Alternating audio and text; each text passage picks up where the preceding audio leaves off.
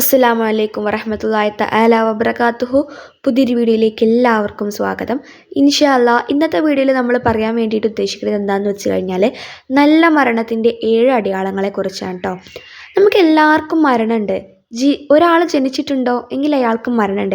ജീവിക്കുന്നവർക്കൊക്കെ മരണമുണ്ട്, ജനിച്ചവർക്കൊക്കെ മരണമുണ്ട്. മരണത്തിന് ഒരു മരുന്നിനും പിടിച്ചു നിർത്താൻ കഴിയൂല. ലോകത്തിറങ്ങിയിട്ടുള്ള ഇന്നേ വരെ ഇറങ്ങിയിട്ടുള്ള ഒരു മരുന്നിനും മരണത്തെ പിടിച്ചു നിർത്താൻ കഴിയൂല. അല്ലാഹു തആലയുടെ മഹത്തമായിട്ടുള്ള ഒരുപാട് ഓഫറുകളും ഉണ്ട്. നമുക്ക് ഒരുപാട് ഓഫറുകൾ അല്ലാഹു തആല ഇങ്ങനെ വെച്ച് തന്നിട്ടുണ്ട് അല്ലേ. അതായത് ഇന്ന ദിവസം ഇന്നത് ഓതിക്കഴിഞ്ഞാൽ നമുക്കൊരു വർഷത്തെ ആയുസ് ലഭിക്കും. മരണത്തിൽ നിന്നും ഒരു വർഷത്തെ, അതായത് മരണം ഇപ്പോൾ 23-ാം വയസ്സിൽ കണക്കാക്കിയതാണെങ്കിൽ 24-ാം വയസ്സിലേ മരിക്കുള്ളൂ. ഇങ്ങനെ ഒരുപാട് ഓഫറുകൾ നമുക്കുണ്ടെന്നല്ലാതെ എന്തായാലും ഒരിക്കലും മരണമുണ്ട്. ആ ഒരു മരണത്തെ ഒരാൾക്കും പിടിച്ചു നിർത്താൻ കഴിയൂല. അതുകൊണ്ട് തന്നെ മരിക്കുകയാണെന്നുണ്ടെങ്കിൽ എങ്ങനെയെങ്കിലും മരിക്കാതെ നല്ല രീതിയിൽ മരിക്കണം. ശരിക്കും പറഞ്ഞ ഈ ഒരു മരണം എന്ന് പറഞ്ഞു കഴിഞ്ഞാൽ നമ്മുടെ ഈ ഒരു ഇഹലോകത്തിനും പരലോകത്തിനും ഇടയിലുള്ള ഒരു ഗ്യാപ്പല്ലേ, അതിനിടയിലുള്ള ഒരു അതിരല്ലേ മരണം എന്ന് പറയുന്നത്. അപ്പോൾ നമ്മൾ മരിച്ച ശേഷം നമുക്ക് ഒരു ജീവിതത്തിലും കൂടി കിടക്കാനുണ്ട്, ഖബർ ജീവിതത്തിൽ. ഖബറിൽ കിടക്കുന്ന ഓരോ വിശ്വാസിയും അല്ലെങ്കിൽ ഓരോ മനുഷ്യരും എന്താണെന്ന് അറിയാൻ നിങ്ങൾക്ക്, ഓരോ മനുഷ്യരും ഖിയാമത്ത് നാൾ അടുക്കാൻ വേണ്ടി പ്രാർത്ഥിച്ചുകൊണ്ടേയിരിക്കുകയാണ്. നമ്മുടെ ഖബർ ജീവിതം സന്തോഷകരമാകണമെന്നുണ്ടെങ്കിൽ ഇഹലോക ജീവിതം, ദുനിയാവിലെ ജീവിതം നമ്മൾ വിജയിച്ചേ തീരൂ. ദുനിയാവിലെ ജീവിതത്തിൽ നമ്മൾ എന്തെങ്കിലുമൊക്കെ ചെയ്ത് നമ്മളൊരു അക്കൗണ്ടിൽ കുറച്ചധികം അമലുകളായാലേ നമുക്ക് ഖബർ ജീവിതവും അതിനുശേഷമുള്ള നമ്മുടെ പരലോക ജീവിതവും ഒക്കെ സന്തോഷകരമാക്കാൻ പറ്റുള്ളൂ. അതിനുശേഷമുള്ള നമ്മുടെ ഖിയാമത്ത് നാളെടുക്കൽ, പിന്നെ ഖിയാമത്ത് നാളിൻ്റെ ശേഷമുള്ള ജീവിതങ്ങൾ, ഇതൊക്കെ സന്തോഷകരമാകണമെന്നുണ്ടെങ്കിൽ, സ്വർഗത്തിൽ കിടക്കണമെന്നുണ്ടെങ്കിൽ നമ്മൾ ഇഹലോക ജീവിതത്തിൽ ഒരുപാട് കാര്യങ്ങൾ, ഒരുപാട് അമലുകൾ ചെയ്തേ പറ്റുള്ളൂ. ഇതെല്ലാവർക്കും അറിയുന്ന കാര്യമാണ്. നമ്മളങ്ങനെ ഈ ഒരു അമൽ ചെയ്യുമ്പോൾ നമുക്ക് നല്ല മരണം ഉണ്ടാകും. ഇനിയാണ് ഏറ്റവും പ്രധാനപ്പെട്ടത്. ഒരാൾ മരിച്ചു കഴിഞ്ഞാൽ കുറേ ആൾക്കാർ പലതും പറയും. ചില ആൾക്കാർ പറയും, എന്തൊക്കെ മറ്റുള്ളവർക്ക് നന്മകൾ ചെയ്തു കൊടുത്ത മനുഷ്യനാ, എന്തൊക്കെ ദാനധർമ്മങ്ങൾ ചെയ്തു കൊടുത്ത മനുഷ്യനാ, എത്ര നല്ല നിസ്കരിക്കുന്ന മനുഷ്യനായിരുന്നു, എത്ര നല്ല നോമ്പ് നോൽക്കുന്ന മനുഷ്യനായിരുന്നു, ഇങ്ങനെ പറഞ്ഞ് പുകഴ്ത്തിക്കൊണ്ടേയിരിക്കും. എന്നിട്ട് സ്വന്തം അഭിപ്രായങ്ങളും ചില ആളുകൾ കുറിക്കും അല്ലേ.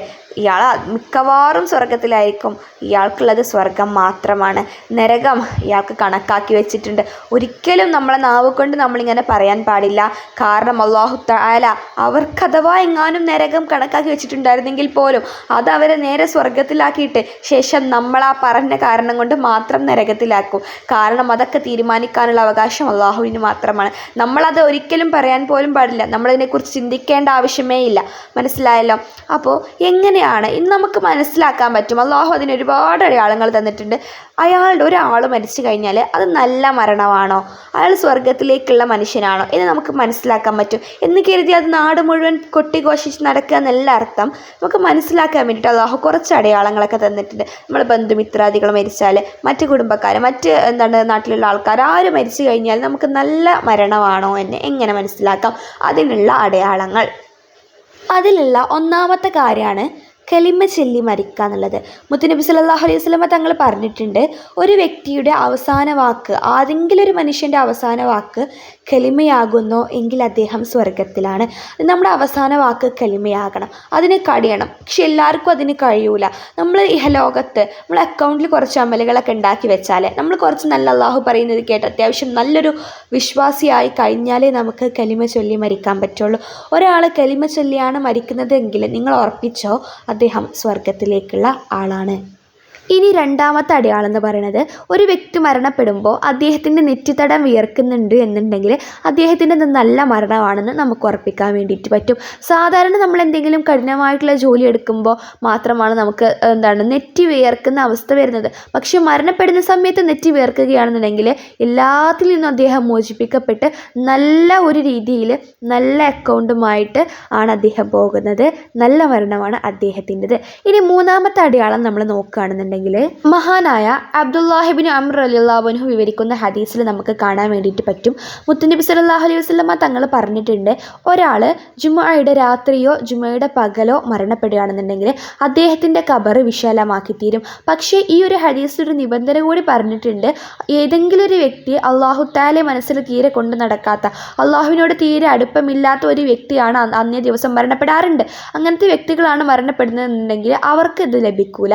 പകരം നല്ല മനുഷ്യൻ, നന്നായിട്ട് അള്ളാഹുവിനോട് നിസ്കരിക്കുന്ന, നോമ്പ് നോൽക്കുന്ന ഇങ്ങനത്തെ മനുഷ്യന്മാർ വെള്ളിയാഴ്ച ദിവസങ്ങളിൽ ജുമാ ദിവസങ്ങളിൽ രാവിലെയോ രാത്രിയോ മരണപ്പെടുകയാണെന്നുണ്ടെങ്കിൽ ഇൻഷാ അല്ലാ അദ്ദേഹം സ്വർഗത്തിലേക്കുള്ള പോക്കാണ്, നല്ല മരണമാണെന്ന് നമുക്ക് ഉറപ്പിക്കാം. ഇനി അടുത്ത ഏറ്റവും പ്രധാനപ്പെട്ട ഒരു അടയാളം എന്താണെന്ന് വെച്ച് കഴിഞ്ഞാൽ മരിക്കുന്ന ആൾ ശുഹദാക്കളാണെന്നുണ്ടെങ്കിൽ, അതായത് യുദ്ധയോദ്ധാക്കൾ, യുദ്ധത്തിൽ ഇസ്ലാമികമായിട്ടുള്ള യുദ്ധത്തിൽ പങ്കെടുത്ത് മരണപ്പെടുന്ന ഒരു വ്യക്തിയാണെന്നുണ്ടെങ്കിൽ അവർക്ക് സ്വർഗം നിർബന്ധമാണ്. ഷഹീദ് ആവുന്ന ആൾക്കാർക്ക് അല്ലാഹു തആല സ്വർഗം നിർബന്ധമാക്കിയിട്ടുണ്ട്. അപ്പോൾ യുദ്ധത്തിൽ മരിക്കുകയാണെന്നുണ്ടെങ്കിൽ സ്വർഗം നിർബന്ധമാണ്. യുദ്ധത്തിൽ പങ്കെടുക്കുന്ന ആൾക്കാരുടെ ഒരു തുള്ളി രക്തം നിലത്ത് ഉറ്റി വീണ് കഴിഞ്ഞാൽ അപ്പോൾ അദ്ദേഹത്തിൻ്റെ എല്ലാ പാപങ്ങളും അല്ലാഹു പുറത്തു കൊടുക്കുന്നതാണ്. പിന്നെ അദ്ദേഹം സ്വർഗത്തിൽ തന്നെയല്ലേ ഇൻഷാ അല്ലാ. ഇനി അടുത്ത അടയാളം എന്ന് പറയുന്നത്, ഒരു പ്രസവത്തിൽ ഒരു ഉമ്മ അതിൻ്റെ കുട്ടി കാരണം മരണപ്പെടുകയാണെന്നുണ്ടെങ്കിൽ ആ ഉമ്മ സ്വർഗാവകാശിയാണ്. മുത്തുനബി തങ്ങൾ പറഞ്ഞിട്ടുണ്ട്, ഒരു പ്രസവത്തിൽ ഒരു ഉമ്മ ഒരു കുട്ടി കാരണം മരണപ്പെടുകയാണെന്നുണ്ടെങ്കിൽ ഖിയാമത്ത് നാളിൽ ആ കുട്ടിയുടെ പൊക്കിൾ കൊടി കൊണ്ട് ആ ഉമ്മയെ സ്വർഗത്തിലേക്ക് ആ കുട്ടി വലിച്ചു കൊണ്ടുപോകുമെന്നാണ് മുത്തുനബി തങ്ങൾ പറഞ്ഞിട്ടുള്ളത്. അപ്പോൾ നിങ്ങളൊന്ന് ആലോചിച്ച് നോക്കിയാൽ അതിൻ്റെ മഹത്വം. ഇനി ആറാമത്തെ അടയാളം എന്ന് പറയുന്നത്, ഒരാൾ മരിക്കുന്നതിന് മുമ്പ് നല്ല എന്തെങ്കിലും അമലുകൾ ചെയ്തുകൊണ്ട്, കാര്യങ്ങൾ ചെയ്തുകൊണ്ട് മരണപ്പെടുക എന്നുള്ളതാണ്. ചില ആളുകളുണ്ടാകും ജീവിതകാലം മുഴുവൻ തെറ്റുകൾ മാത്രം ചെയ്തിട്ട് അള്ളാഹുവിനോട് യാതൊരു ബന്ധവുമില്ലാതെ യാതൊരു അടുപ്പമില്ലാതെ പെരുമാറി മോശമായ രീതിയിൽ ജീവിക്കുന്ന ആൾക്കാർ. പക്ഷെ അവരുടെ അന്ത്യം ചിലപ്പോൾ നന്നാക്കി കൊടുക്കും അല്ലാഹു തആല. അന്ത്യത്തിൽ അവർക്ക് എന്തെങ്കിലും നല്ല കാര്യങ്ങൾ ചെയ്യാൻ, നന്മകൾ ചെയ്യാൻ, അമലുകൾ ചെയ്യാൻ അല്ലാഹു തൗഫീക്ക് കൊടുക്കും. ഇനി നേരെ മറിച്ച് വേറെ ചില ആളുകളുണ്ട്, ജീവിതകാലം മുഴുവൻ നിസ്കാരവും നോമ്പുമായിട്ട് കഴിയും. അവസാനത്തേക്ക് എന്തെങ്കിലും തെറ്റുകൾ ചെയ്തിട്ട് അത്രയും കാലം ചെയ്തതെല്ലാം പോയിപ്പിച്ച് നരകത്തിലേക്കുള്ള ഒരാളായി എണ്ണപ്പെടും. ഇങ്ങനത്തെ രണ്ട് തരത്തിലുള്ള ആൾക്കാരുണ്ട്. ഇതിൽ ആദ്യത്തെ തരത്തിലുള്ള ആൾക്കാരാണെന്നുണ്ടെങ്കിൽ അദ്ദേഹം സ്വർഗത്തിലാണ്. നിങ്ങൾക്ക് തന്നെ ആലോചിച്ച് നോക്കിയാൽ മനസ്സിലാകും, നമ്മളിൽ നിന്ന് മരണപ്പെടുന്ന ആൾക്കാർ ജീവിതകാലം മുഴുവൻ ചിലപ്പോൾ തെറ്റ് ചെയ്തവരായിരിക്കാം. പക്ഷെ അവർ മരണപ്പെടുന്ന സമയത്ത് അവർ എന്തെങ്കിലും നല്ല കാര്യങ്ങളൊക്കെ ചെയ്ത് സ്വർഗാവകാശിയായിത്തീരും. ഇങ്ങനെയുള്ള ആൾക്കാർ, അല്ലെങ്കിൽ ഇങ്ങനെയുള്ള പെട്ടെന്ന് നന്മ ചെയ്യുന്ന ആൾക്കാരെ നമുക്ക് മനസ്സിലാക്കാൻ പറ്റും. അങ്ങനെയുള്ളവർ മരണപ്പെടുകയാണെന്നുണ്ടെങ്കിൽ അവർ തീർച്ചയായിട്ടും സ്വർഗാവകാശിയാണ്. ഇനി അടുത്ത ഏഴാമത്തെ കാര്യം എന്ന് പറയുന്നത്, ആളുകൾ നല്ലത് പറഞ്ഞ് ഒരാൾ മരണപ്പെട്ട് കഴിഞ്ഞാൽ അയാൾ തീർച്ചയായിട്ടും സ്വർഗാവകാശിയാണ്. നമ്മൾ മരണപ്പെടുന്ന സമയത്ത് ആൾക്കാർക്ക് നമ്മളെക്കുറിച്ച് പറയാനുള്ളത്, നമ്മളെക്കുറിച്ച് പറഞ്ഞ് വിഷമിക്കാനുള്ളത് നല്ല കാര്യങ്ങളാണെന്നുണ്ടെങ്കിൽ അയാൾ തീർച്ചയായിട്ടും സ്വർഗത്തിലാണ്. നബി സല്ലല്ലാഹു അലൈഹി വസല്ലമയും സ്വഹാബത്തും ഇങ്ങനെ ഇരിക്കുന്ന സമയത്ത് ആ വഴിയെ ഒരു മയ്യത്ത് കൊണ്ടുപോയി. അപ്പോൾ സ്വഹാബികൾ ആ മയ്യത്തിനെ കുറിച്ചിട്ട് നല്ല കാര്യങ്ങൾ, അവർ ചെയ്ത നന്മകളൊക്കെ പറഞ്ഞു. അപ്പോൾ നബി സല്ലല്ലാഹു അലൈഹി വസല്ലം തങ്ങൾ പറഞ്ഞു, അയാൾക്ക് നിർബന്ധമായി. ഇനി അടുത്തത് കുറച്ച് സമയം കഴിഞ്ഞ് വേറൊരു മയ്യത്തിനെയും കൊണ്ടുപോയി. അപ്പോൾ സ്വഹാബികൾ അവരെക്കുറിച്ച്, ആ മയ്യത്തിനെ കുറിച്ചിട്ട് ഭയങ്കര മോശമായിട്ട് സംസാരിച്ചു. അപ്പോഴും നബി പറഞ്ഞു അദ്ദേഹത്തിന് നിർബന്ധമായി. അത് കേട്ടപ്പോൾ ഒരു സ്വഹാബി ചോദിച്ചു, നബിയെ, നിങ്ങൾ ഓരോ മയ്യത്ത് പോകുമ്പോഴും നിർബന്ധമായി എന്ന് പറയുന്നുണ്ടല്ലോ, എന്താണ് അവർക്ക് നിർബന്ധമായത് എന്ന്. അപ്പോൾ നബി തങ്ങൾ പറഞ്ഞു, ആദ്യം പോയ ആൾക്ക് സ്വർഗവും രണ്ടാമത് പോയ ആൾക്ക് നരകവും നിർബന്ധമായി. അതുകൊണ്ടാണ് പറയുന്നത്, നമ്മൾ മരണപ്പെടുന്ന സമയത്ത് ആൾക്കാർ നമ്മളെ നല്ലത് പറഞ്ഞ് മരണപ്പെടണം. അങ്ങനെയാണെന്നുണ്ടെങ്കിൽ നമ്മൾ സ്വർഗാവകാശിയാണ്.